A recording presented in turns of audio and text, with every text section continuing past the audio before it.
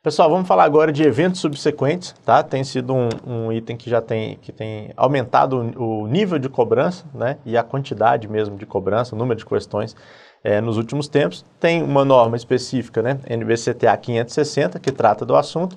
E para a gente entender, pessoal, primeiro a gente tem que passar por essa conceituação aqui, tá? Depois a gente vai chegar lá na linha do tempo, como eu gosto de chamar aquela figura ali que vocês já devem ter visto no PDF, e aí depois a gente explica qual é a situação, qual que é a responsabilidade do auditor em cada um daqueles momentos, beleza?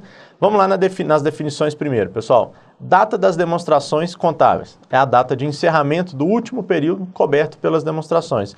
Geralmente, não sempre, mas geralmente o último dia do ano, tá? Então, para o nosso exemplo aqui, ó, vamos ficar com 31/12 de 2013, beleza? Data de aprovação das demonstrações contábeis é a data em que todos os quadros que compõem aquelas demonstrações foram elaborados e que aqueles com autoridade reconhecida afirmam que assumem uma responsabilidade por aquela demonstração. Como é que acontece, pessoal? Fechamos lá em 31/12, né? Demora 1, 2, 3 dias aí, vamos supor, para consolidar todos esses números, beleza? A parte de contabilidade que está fechando esses números. Depois, ela passa para o setor responsável, né, para os responsáveis ali pela governança, pela alta administração, né, para que ela aprove aqueles números. E só depois o auditor independente vai ter acesso a esses números, tá? Então, só que essa data de aprovação das demonstrações contábeis, pessoal, embora vocês tenham que saber que está entre a data das demonstrações e a data do relatório, ela não vai influenciar na questão dos eventos subsequentes, tá? Da responsabilidade do auditor em relação aos eventos subsequentes. Por isso que eu não vou colocar nenhuma data aqui para não complicar para a gente, beleza? Data do relatório do auditor independente. É a data do relatório do auditor independente sobre essas demonstrações. Então, vamos supor que ele encerrou lá os seus trabalhos, né, em 28/2 de 2014, tá? Então é a data do relatório do auditor independente. A gente vai usar essas datas ao longo de toda a explicação, beleza? Data da divulgação das demonstrações contábeis, pessoal. É a data em que é divulgado, né, que a empresa divulga as suas demonstrações para o mercado e, juntamente, ela divulga o relatório do auditor independente, tá? No nosso exemplo aqui, vamos ficar em 15/3 de 2014, beleza? Essas são as 3 datas que vocês vão ter que saber aqui para a nossa explicação. Agora sim, a gente chega nos eventos subsequentes, que seriam aqueles eventos ocorridos entre a data das demonstrações contábeis, tá? Entre, então, no nosso exemplo, 31/12 de 2013, e a data do relatório do auditor independente. Essa é a primeira situação, pessoal, tá? Esse é o primeiro momento, são os eventos subsequentes.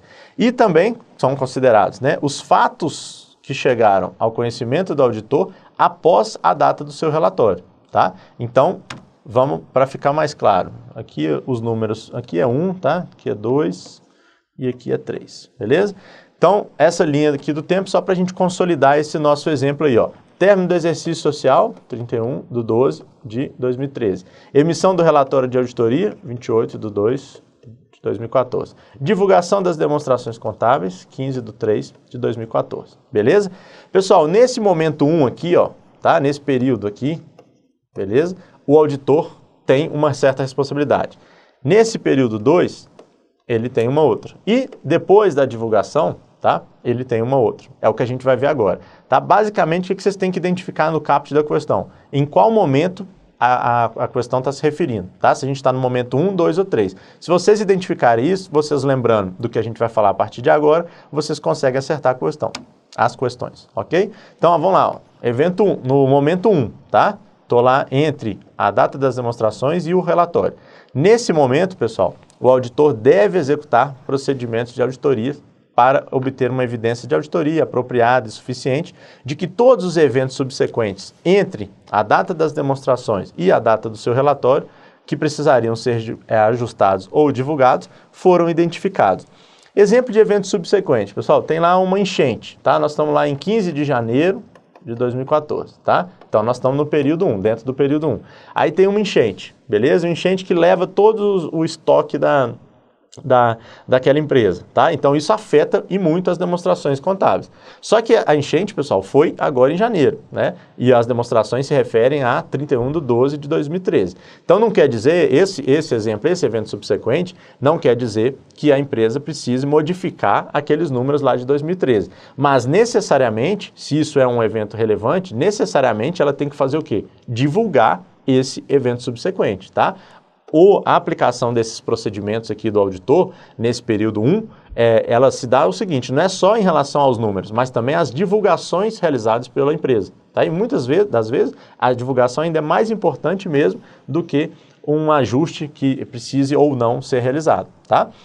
O auditor deve executar tais procedimentos de forma a cobrir, né, entre a data, né, das demonstrações e a data do seu relatório, ou o mais próximo possível dessa data, ok? Então, isso a gente está no evento 1.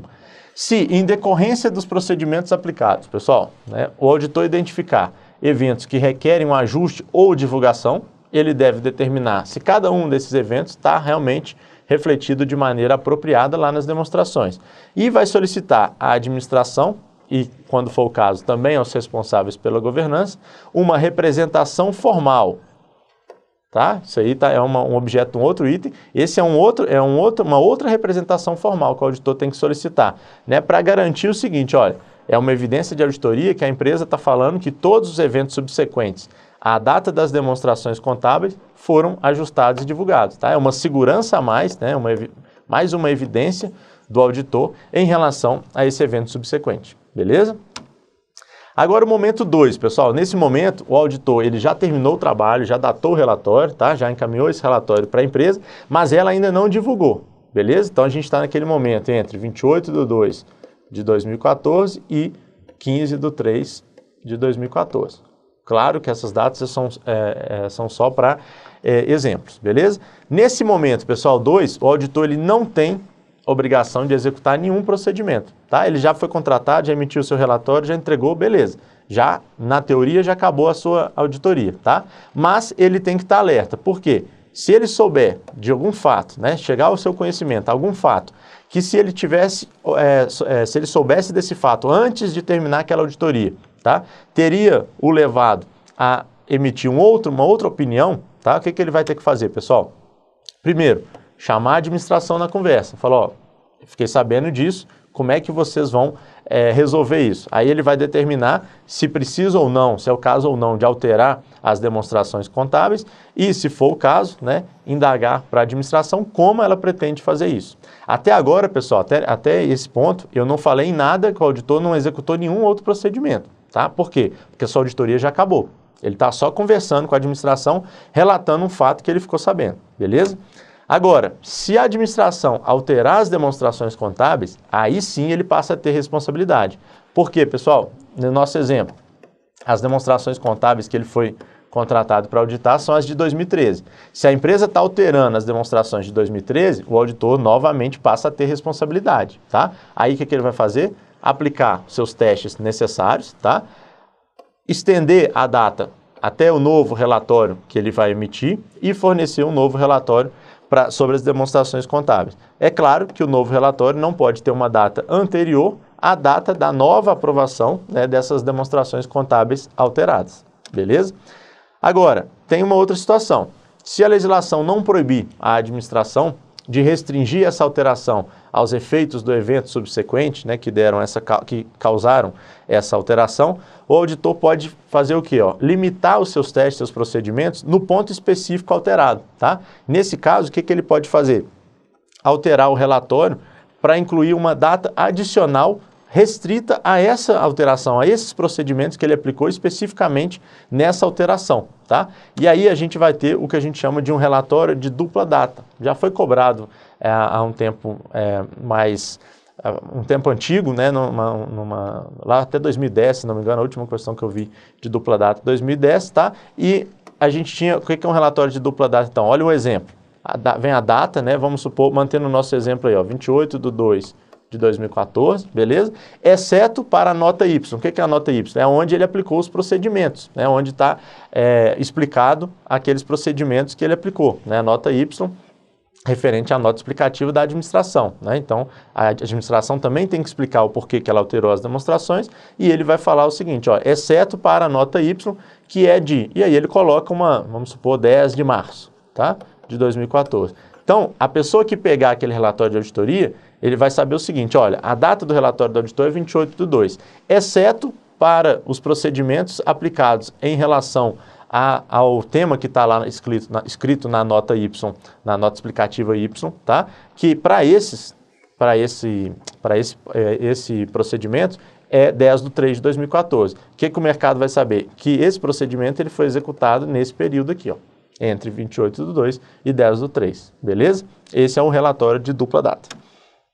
Agora, tem um momento 3, pessoal, que é aquele momento em que o mercado já teve acesso tanto às demonstrações quanto à opinião do relatório, a opinião do auditor independente.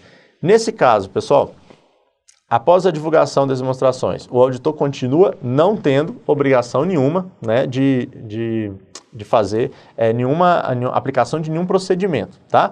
Mas, novamente, se ele só fica sabendo de alguma coisa que teria feito com que ele opinasse de forma diferente, se ele soubesse lá na data do seu relatório, o que ele vai fazer? Discute com a administração, tá? Determina se aquela demonstração precisa ser alterada e indaga a administração como é que ela vai fazer. Caso a administração, isso é o mesmo procedimento do item 2, né? Do momento 2. Caso ela altere, aí sim, ele tem que aplicar os procedimentos de auditoria necessários, mas tem que fazer mais coisa. Revisar as providências tomadas pela administração para garantir que todos que tinham recebido aquela demonstração antiga, tá, tomem conhecimento, né, da nova situação. E quando a legislação proibir a administração de restringir a alteração das demonstrações contábeis aos efeitos só daqueles eventos subsequentes, né, que causaram essa alteração, ele vai estender o procedimento, aí a mesma coisa, né, que a gente viu lá no item 2, tá? Quando não proibir, aí vai ter o relatório de dupla data. Agora, até aqui, pessoal, a gente estava falando, né, de uma situação em que a administração alterou as demonstrações contábeis, tá? Nesse caso aqui, nesse slide ainda, também, só no próximo que a gente muda. Então, ó, o auditor independente deve incluir no seu relatório, novo ou reemitido, um parágrafo de ênfase. Parágrafo de ênfase é aquele parágrafo que vai chamar a atenção do usuário da informação, tá? Como uma referência àquela nota explicativa que está explicando, né, como o nome mesmo já diz, que está explicando o porquê que as demonstrações foram alteradas, tá? E o porquê desse novo relatório. Nessa situação, pessoal, a gente está falando que a administração acatou, né, a ideia e a determinação do auditor e modificou aquelas demonstrações. Mas pode ser que a administração fale assim, não, você já emitiu o seu relatório, eu já publiquei, não vou alterar nada, tá? Então, ó, a administração não tomou as providências necessárias. Nesse caso, o auditor tem que notificar a administração e também aos responsáveis pela governança que ele vai procurar evitar o uso do seu relatório, tá, por terceiros. Por quê? Porque quando ele emitiu aquele seu relatório de auditoria, ele tinha uma opinião. Depois ele ficou sabendo de algum fato novo que fez com que ele mudasse essa opinião, tá? Então ele vai tomar esse cuidado. Agora, se mesmo com a notificação a empresa não tomar a medida necessária, aí segundo a norma, pessoal, ele vai procurar uma assessoria legal, tá? Ele vai pedir as medidas apropriadas, né, vai tomar as medidas apropriadas para tentar evitar o uso por terceiro e aí, nesse caso, ele procura o advogado mesmo, procura uma assessoria legal, ok?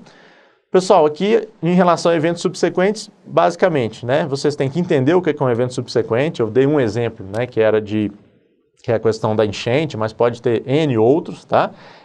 Segundo, vocês têm que entender esses 3 momentos, né, e lembrar que a responsabilidade do auditor é no primeiro momento, naquele momento até ele emitir o seu relatório de auditoria. Mas, no momento 2 e 3, né, se ele tomar conhecimento desses novos fatos aí e a empresa alterar a demonstração, aí sim ele passa a ter novamente uma responsabilidade. Basicamente, vocês conseguem resolver as questões com essas explicações aí, boa parte delas, ok? Até o próximo tema, então.